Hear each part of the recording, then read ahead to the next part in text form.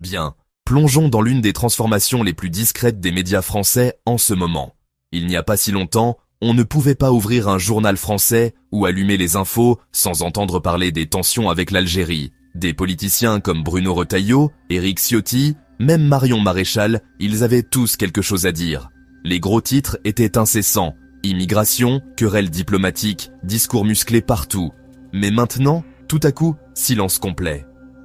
C'est presque étrange de voir à quelle vitesse l'Algérie a disparu de la conversation nationale. Bruno Retailleau, qui ne manquait jamais une occasion de mentionner l'Algérie, a donné une interview complète sur LCI. Pas une seule mention. Pareil pour Jean-Noël Barrot, le ministre des Affaires étrangères.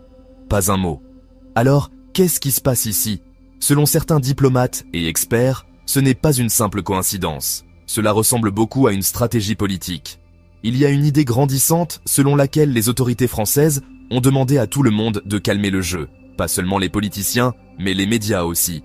Ça vous fait vous demander à quel point la couverture de presse était libre au départ, n'est-ce pas? Et pourquoi ce changement soudain? Eh bien, la France a réalisé qu'elle avait plus à perdre qu'à gagner en maintenant la pression sur l'Algérie. Il suffit de regarder les faits, les entreprises françaises se remettent en mouvement. Le patron de CMA-CGM rencontre le président Tebboune, Total Energy signe de nouveaux accords avec Sonatrach, et les entreprises françaises sont de retour aux expositions commerciales à Alger. Pendant ce temps, l'Algérie tient bon.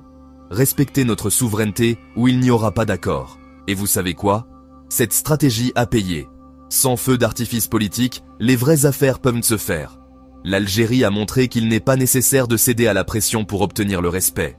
Ce silence français est-il sincère ou juste un repli tactique? C'est encore à débattre. Mais ce qui est clair en ce moment, c'est que la dynamique de pouvoir a changé. L'Algérie n'a pas seulement traversé la tempête, elle en est sortie plus forte, avec sa souveraineté au premier plan. Et pendant qu'on y est, un rapide coup d'œil dans la région, Oman investit des milliards dans l'industrie algérienne, modernise les aéroports, lance des mises à niveau technologiques ambitieuses. Pendant ce temps, le Maroc fait face à une crise du carburant. Et aux États-Unis, la NASA ressent la pression alors que des entreprises privées comme SpaceX s'implantent. En résumé, le silence soudain de la France n'est pas seulement une pause. C'est un signe que même les plus grands acteurs doivent s'adapter lorsqu'un partenaire reste ferme. La stratégie de l'Algérie?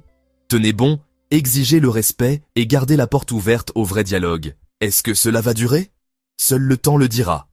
Mais pour l'instant, l'Algérie n'est pas seulement dans les gros titres, elle dicte les termes. Merci de bien vouloir activer la cloche et de cliquer sur j'aime.